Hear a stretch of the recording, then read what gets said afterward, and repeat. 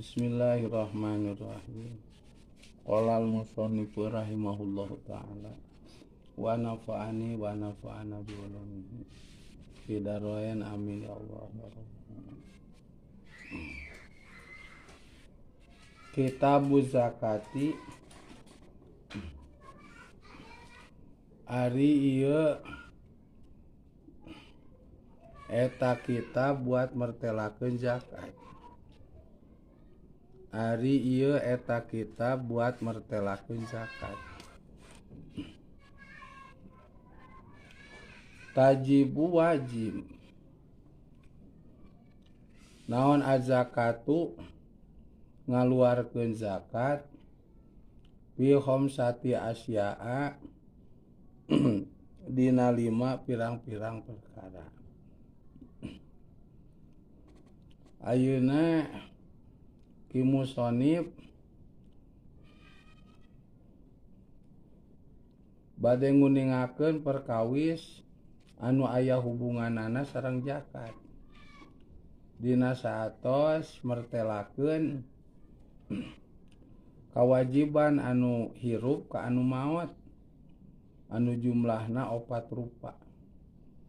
Kahiji ngadusan, kadua mungkusan, katilu nyolatan, kaopat nguburkeun.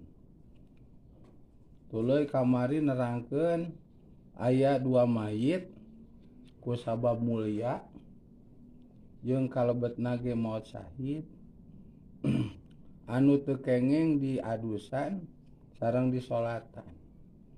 Anu nomor kahiji jalma anu maot syahid dina ngabela agama Allah terus ngabela negara gitu. Model di urang mah seperti zaman revolusi baheula, perang jeung Belanda, perang jeung Jepang, perang jeung Inggris, perang jeung Portugis gitu. Tak kadiekeun sabada terbentuk TNI. Nggak TNI perang jeung Belanda, jeung Jepang, jeung Inggris, jeung Portugis. Kalebetkeun TNI numpas G30 SPKI. Gerakan 30 September PKI Partai Komunis Indonesia. Anu jadi korban 7 jenderal anu diculik, anu dibunuh, anu dilebetkeun ka sumur saat nu aya di Lubang Buaya Halim Perdana Kusuma Jakarta. Museumna dugikeun ka ayeuna aya ngan sapalihna cenah aya nu dirobah gitu. Tah eta mayit ku sabab mulia, ku sabab terhormat teu keng diadusan. Sabab ngaleungitkeun bukti jeung fakta rehna anjeunna pupus teh ku sabab ngabela nagara, ngabela agama. Tah buktina baju anu lamokot ku getih, tah buktina getih, tah buktina luka jeung saterusna. Anu nomor kadua mayit kaluron 3 bulan gitu, 2 bulan, 4 bulan. Eta teu kedah di adusan, teu kedah disolatan. Tuluy kamari ki musonif nerangkeun tata cara nyolatan mayit. Anu mana nyolatan mayit teh terdiri tina 4 kali takbiran. Takbir kahiji maca surat Al-Fatihah, takbir kadua maca sholawat Nabi, takbir katilu nyaeta ngadoakeun ka mayit nya, takbir kaopat nyaeta tawasul. Nya tawasul ka Gusti Allah lewat doa supaya eta mayit teh aya dina pangampuranna jeung rahmatna Gusti Allah. Sakumaha kamari entos diterangkeun. Satuluyna kamari ki musonif nerangkeun tata cara ngurebkeun mayit lamun di luhur keneh pakuburan tata cara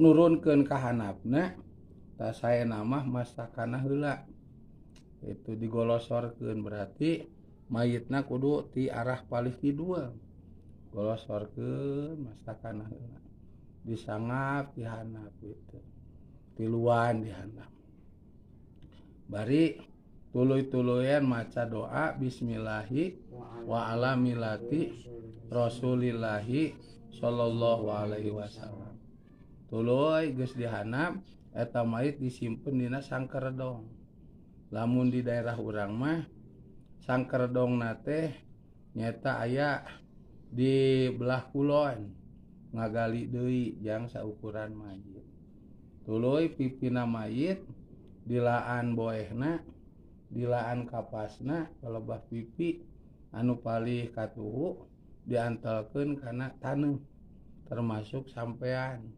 anu palih katuhu dilaan boehna dilaan kapasna diantelkeun kana taneuh tuluy ya ditutupan deui ku boeh jeung kapas di luhurna itu satuluyna nguburkeunana teh kudu jero gitu sakira-kira ukuran satangtung jeung sabeber panangan kusabab pangbau-bauna mayit pangbau-bauna bangke taya kajabi nyata bangke jelema kusabab sagala resep komo kitu tukang korupsi mah tukang maling mah tukang maksiat mah jeung hal-hal anu goreng lainna mah bau pisan kitu kusab kitu kudu jero anu nomor kadua bangke beurit sarua segala resep katilu bangke anjing jeung bagong gitu tah kudu jero nyata pangna jelema kudu jero nguburkeunana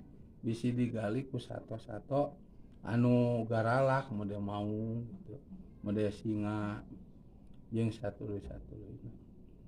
satuluyna kamari ki musonib nerangkeun khusus pikeun mayit anu umum alias lain nabi lain rasul lain istri nabi sareng rasul sanes jami anu mulia ceuk agama model contohna wali gitu lajeng para ulama nu masyhur jami anu istimewa dina perkawis ibadah jeung agamana pakuburanana jelema umum ulah di temok termasuk di saungan di bangunan walaupun tanah sorangan gitu walaupun tanah sorangan tak kecuali aya kamadaratan model tanah nate sok longsor tanah nate sok belah gitu tanah nate urug wae moal cicing eta taneuh kecuali di temok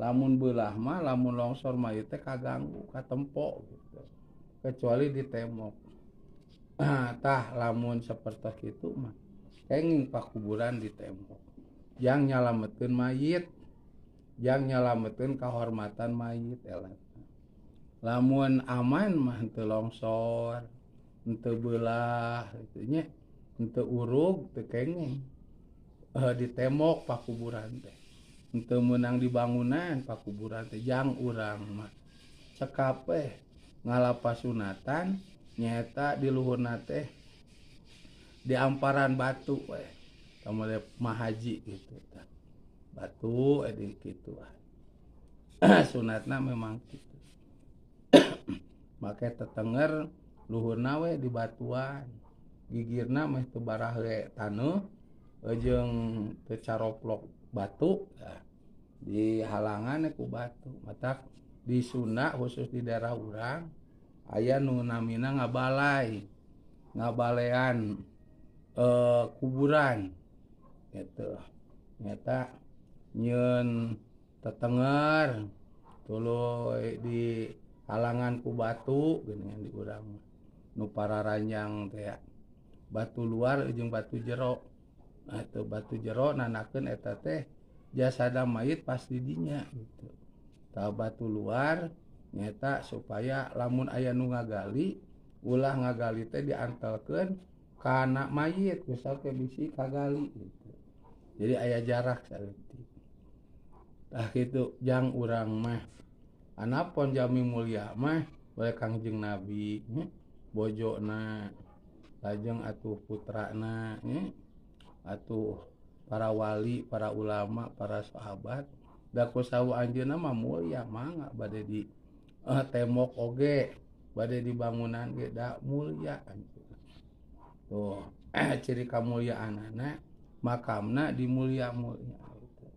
Kanggo urang mah ahli sunnah wal jamaah. Tuh makam nu mulia teh tiasa ditembok. Ai urang mah ulah hayang nurutan model nabi, model rasul, model wali, model ulama gitu.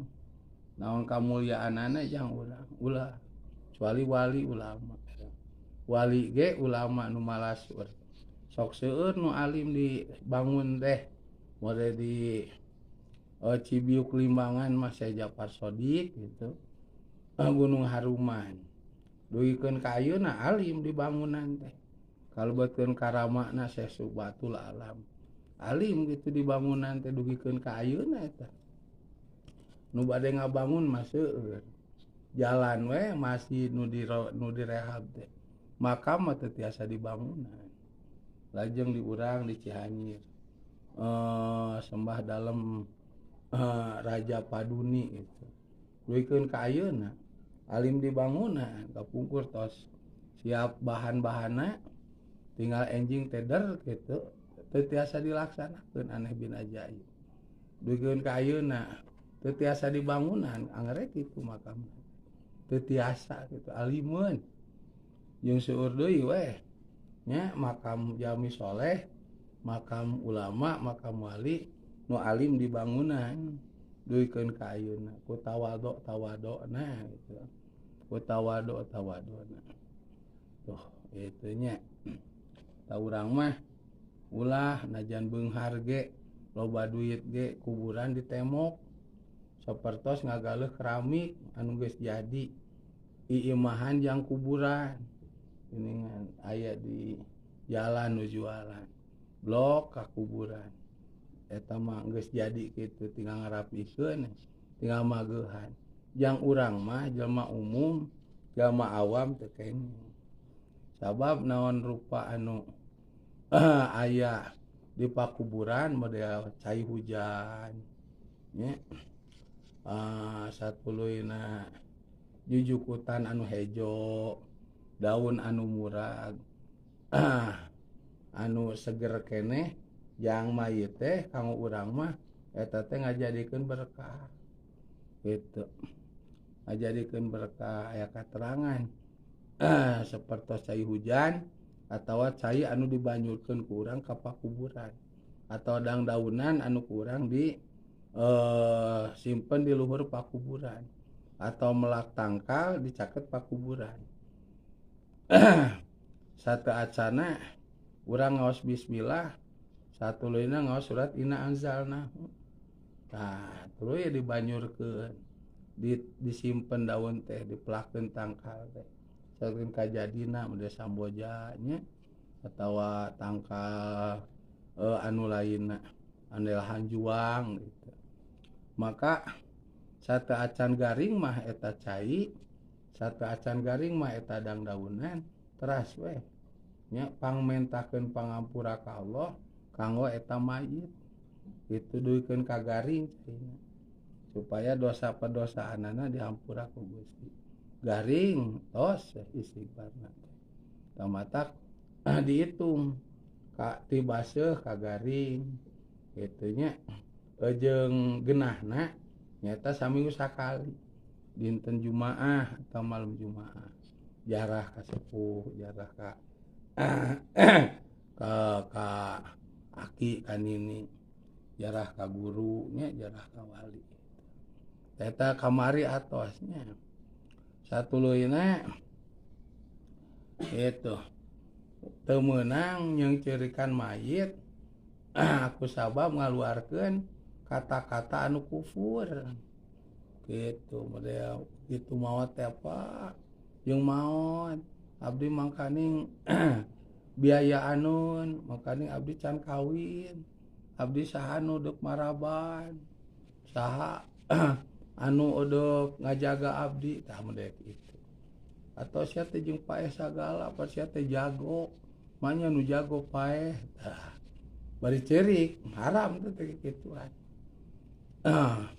atawa curik teu ari ngomong mah tapi nyoek-nyoek baju ngarang sadan sirahnya bukna lamun awewe diudar gitu ku sabab teu narima kana takdir model salaki atau kolot atau anak maot eta haram gitu anak pun lamun ceurik ku sabab sifat kamanusiaan ditinggalkeun maot ku kolot atau ku pamajikan atau ku salaki ceurik tak biasa ceurikna teh ceurik sifat kamanusiaan biasa gitu untuk cinggorowok gitunya tak haram cinggorowok siga nu alus teh belegug anu ceurik gogorowokan tarik ceurikna teh kadenge ka mana lain jelema alus da belegug teh teu nyaah ka mayit gitu lain ngarti teh lain nyaah gitu teh justru nembongkeun ka beleguganana gitu ceurik tarik teh najan teu ngomong nanaon tapi curigna teh tarik corowok belegug jelema kitu eta nembongkeun kabodohanana belegug teh sarua we jeung teu nyaah ka mayit sarua we jeung mere beban ka mayit anapun ceurik model ditahan gitu ciramayan gitu nya teu aya soraan go ciramayan ekspresi ceurik nama aya ditahan-tahan sangkan tong bijil sorak gitu ciramayan gitu tah eta mah meunang da saha anu teu sedih ditinggalkeun maot saya katerangan pang sedih-sedihna di dunya teh diantara nama ditinggal maot tuluy kamari ki musannif nerangkeun sunat ngalayat kulawarga mayit dugikeun ka 3 poe nya saatos ngubur beres dikubur tah sunat urang teh ngalayan mayit poe kahiji poe kadua poe katilu bari bubungah tah anu ditinggalkeun maot teh ku cara ngadoakeun mayit ku cara nyae-nyaekeun mayit ku cara nyebat sing sabar ka kulawarga mayit tuluy bubungah deui ku rezeki nu boga urang ngirim ka ditu bari di urang masuk ngirim bareas nya kirim artos tah kitu eta teh sunat hukumna gitu satuluyna meunang nguburkeun mayit hiji pakuburan dieusi ku 2 atau ku 3 lamun aya alasan anu ngameunangkeun model tanahna teu aya deui sempit atawa teu ka sewa we ku mahal-mahalna gitu tah kecuali anu bisa kasewa teh pakuburan eta ngan geus eusi gitu dikubur di dinya tah meunang gitu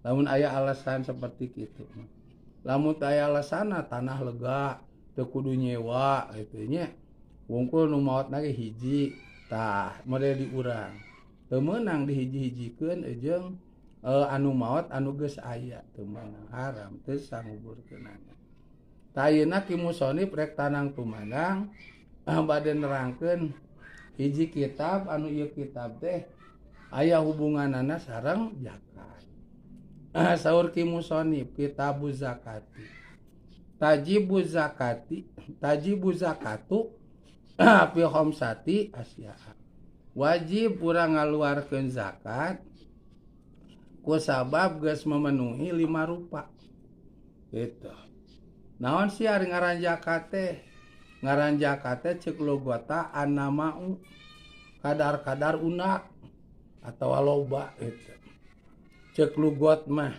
naon nu loba teh naon we udah loba duit nah, loba harta loba banda loba panyakit eta ge disebutna zakat ceuk lugot mah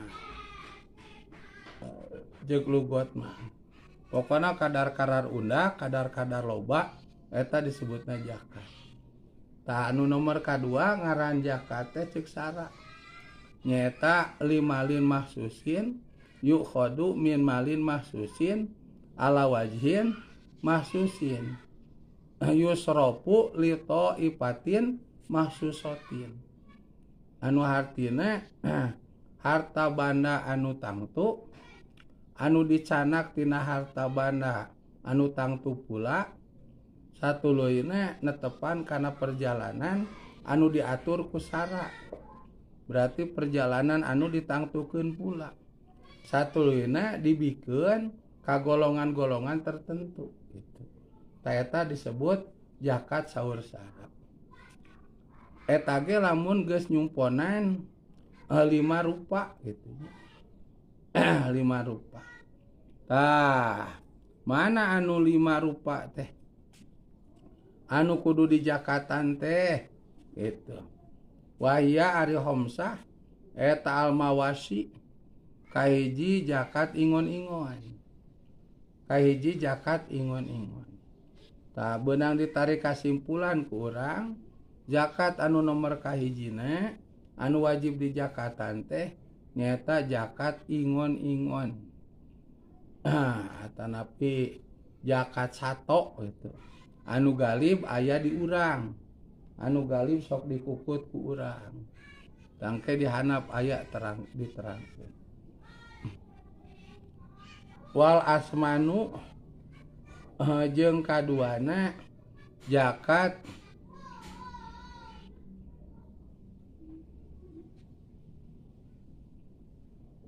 barang berharga jeung kaduana zakat barang berharga. Anu nomor kadua nu wajib di zakatan teh barang-barang berharga. Naon wae rupana tangke dihareup diterangkeun. Gitu. Ngan di antara nama tina sawarehna barang berharga teh emas sareng perak gitu. Wazuru jeung katiluna zakat pirang-pirang pepelakan. Anu nomor katiluna nu wajib di zakatan teh nyaeta hasil tina tatanen atanapi pepelakan. Nah, naon rupana pepelakan anu wajib di zakatan teh? Kayak dihareup ayanya sareng babna. Ngan informasina di antara nama pepelakan anu sok dipake makanan pokok ku urang. Seperti urang maka pokona teh sangu. Sangu teh tina beas. Beas teh tina segon. Berarti zakat segon atau zakat beas gitu. Wasimaru jeung kaopatna zakat pirang-pirang buah-buahan. Anu nomor kaopatna wajib di zakatan teh nyaeta hasil tina buah-buahan. Naon ta buah-buahan wajib di zakatan? Nah, kayak aya sareng di payunnya. Di antara nama 2 rupi. Kahiji anggur, kadua korma. Wa urudut tijaroti jeung kalimana pirang-pirang harta hasil tina dagangan. Gitu. Atawa wa urudut tijaroti jeung kalimana harta dagangan. Tanu nomor kalimana anu wajib di zakatan teh nyata harta dagangan. Matak bila mana dek dagang teh kade kudu tartib. Kahiji modal pertama anu dipake dagang catet kurang. Sabaraha ngamodal teh. Anu nomor kadua tanggal ngawitan urang dagang teh tanggal sabaraha. Katilu bulan. Bulan naon catet gitu ati. Kaopat tahun. Nah, tahun sabaraha. Catet gitu. Kanggo naon eta kanggo engke bisi aya kamajuan dagangna. Nah, urang eudeuh nalungtik atau mariksa perihal dagangan urang bisi nisab atau nepi-nepi kana ukuran zakat. Mata kudu jelas. Modalna tanggal mimiti dagang, bulan mimiti dagang, tahun mimiti dagang. Amengke ngitungna babari. Tamatak pikih dieusi ku 4 rupa teh. hiji ubudiyah nya anu berhubungan jeung ibadah mode cai jang wudu cai jang adus wuduna tuluy adusna salat jeung satu-satuluyna tuluy nerangkeun muamalah anu artina bisnis usaha tina sapalina usaha teh dagang tamatak wajib ngaji sataacan urang ancrub kana usaha model dagang bisi urang ancrub kana usaha teu ngaji heula bisi urang dagang teu ngaji heula tah engkena kahiji bisi tiba kana paharaman anu berhubungan jeung dagang gitu kadua bisi urang kedek zakat teu apa tata cara ngitung hasil harta tina dagangan gitu tah bila mana teu jarelas kitu mah urang teh dosa dagang teh lain meunang ganjaran usaha teh lain menang pahala gitu kadon menang siksa jeung hawana ge lamun teu dielmuan teu ngaji gitu teu tartib tah eta teh bawaanana teh lain kana ngadorong ibadah kana pamer gitu mode ka amang sok aya nu sararumpingnya bade anu ngawitan arusaha anu nuju arusaha gitu nu hayang ningkatkeun usaha berkah tina doa rata-rata nanya na teh nyeta iraha ngawitan abdi usaha sok eta tah nanya eta aku amang sok pangitungkeun tanggal sekian lamun hijriah masehina sekian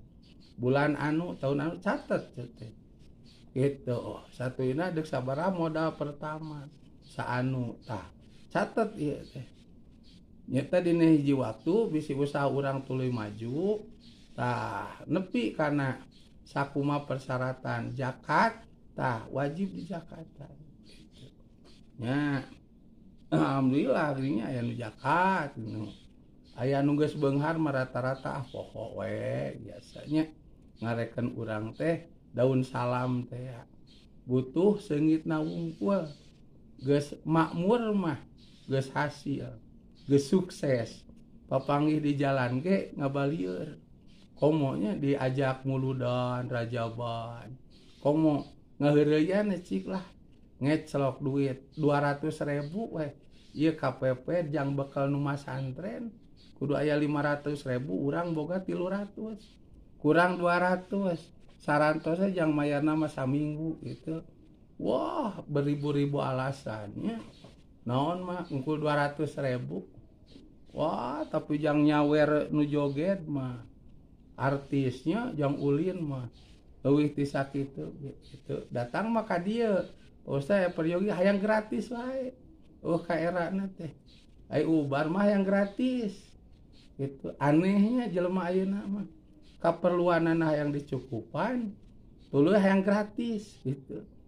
hayang cap nuhun teh cekap nuhun tadina hasilna kitu enang geus mulai kurang ka era geus mulai kurang ka era itu geus mulai kurang ka aya nu bageur oge teu ku ieu nu lain matak anu gaduh ka isine nu makmur pisan mah Ustaz bilih nu ngaos teu aya bekalna abdi gaduh rezeki bilih bade mulu dajab gitu tah aya nu ngekrek gitu ngalekrek nya cep nempo dina tampilan foto amang geus soak dieuna matak teu patuh soyong mayunanana gitu da geuning boga rezeki teh lain yang ibadah wungkul jang dina status aku lagi di Pangandaran aku lagi di Sariater aku lagi di Cipanas aku lagi di Ciwidey aku lagi di Mall anu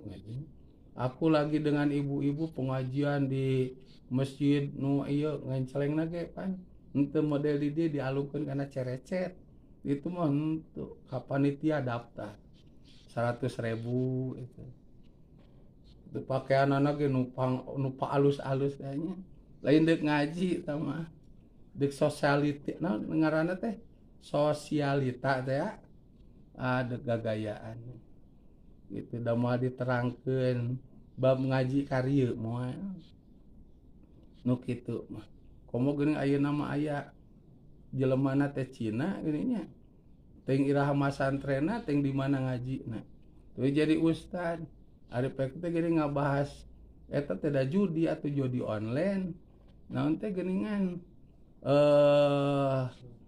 ngadownload aplikasi naon cenah berbagi dengan umat 8 naon slot naon slot kene judi kene tapi dah ararane di urang yang penting dipeci gitu atau disebut ustad najan judi ge di ngaji we mata musibah mah loba we da lain ngaji atuh aya geuningan ngadenge amang jeung di tempo nah teh kitu naudzubillah nya zaman ayeuna kade tah mata urang wajib ngaji teh ulah kieu geus usaha urang loba anu teu ngarti tah urang sieun terjerumus karek nanyakeun amang ari usaha kieu-kieu kumaha hukumna tah ulah sakeun ka kitu bari manehna teh geus menjalani ditanya usahana usaha anu maneh eudeup usaha eta ku amang pas ditaros kitu nu nanya teh gitu maneh eudeup usaha eta deuk ngamimitian atawa eukeur atawa baheula geus pokna teh nuju cenah geus sabaraha lila maneh gitu geus sekian tahun nah nanyakeun ayeuna da teu terang nah jeung nanyakeun sagala cenah da teu meunang ceuk saha eta teu meunang ceuk ajengan anu atuh ai maneh ngajalani teh eta teh baheulana kumaha sugan teh kengeng we nah nanyakeun ka urang hoyong yakin urang ge sarua jeung ajengan anu teu meunang aing ada tayang duit sugan ceuk urang meunang maneh teu bager ka urang da moal gitu urang sarua jeung ajengan anu da heueuh kitu teu meunang da geus ka darah dagingan geus ngeunah usaha tinu kitu nanya mah nanyakeun tapi diturut mah dah henteu kitu tah ulah saeun ka kitu geus ancrup karek nanyakeun tah ulah kitu mah tah penting ngaos heula tah saumuran kieu mah urang ngaji ulah waka ancrup usaha bisi tiba kana paharaman bae dina riba bisi kana riba loba duit oge aya ladang riba tuh aya amang nu kena usahana teh jadi pialang pialang teh usahana teh meuli saham gitu eta dina HP aplikasina aya tangan mangrupakeun emas bila mana emas murah dibeli salobana sabogana manehna duit teh tadi tahan heula ku manehna dicekal aya aplikasi nu kitu tangke bila mana emasna mahal dijual jadi meuli waktu murah ngajual waktu mahal jadi loba duit tangke manehna deuk meuli deui dina waktu murah ngintip deuk peuting jam sabaraha deuk beurang jam sabaraha deuk iraha kudu aplikasina teh dipanteng tambah da kikituan haram teh tuluy saham geuningan bursa efek disebutna ngajual waktu obligasi cik basa lagi keur murah dibeli tuh dijual geus mahal tah ya loba panu kararitu jeleg imah duit mah loba nah kade usaha memeh der usaha teh kudu apal